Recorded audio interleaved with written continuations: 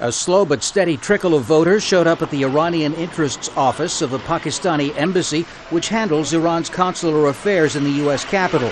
Officials there wouldn't allow news organizations inside, but voters were able to take pictures of the process and the six-candidate ballot.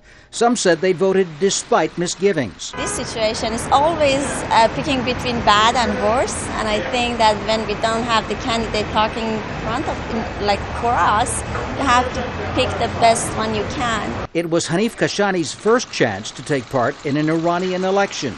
I felt since I'm a dual citizen and I vote in the United States elections, I felt it was my duty to vote in the Iranian elections as well. This is one of 20 polling stations across the U.S., just half the number that were available for the last presidential election 4 years ago. In two other countries that have broken diplomatic relations, Canada and the United Kingdom, there is no place at all to vote.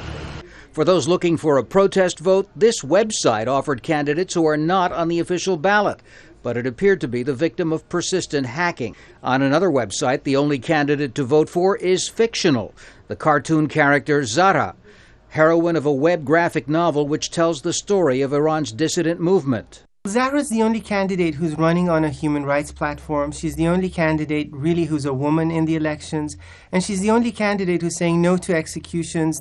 From Washington, Ali Harishchi has been conducting an independent tracking poll of voters in Iran, a website which has also been disrupted. It's shown a late surge for Hassan Rouhani, regarded as the only moderate alternative on the ballot. Definitely, Mr. Rouhani is different from Mr. Jalili. There is a much higher expectation and hope for resolving the issue of nuclear with West 5+1, and hopefully people are hoping that this would be the end of sanctions. But given the tone surrounding this election from both Washington and Tehran, that isn't a hope likely to be fulfilled anytime soon. Tom Ackerman, Al Jazeera, Washington.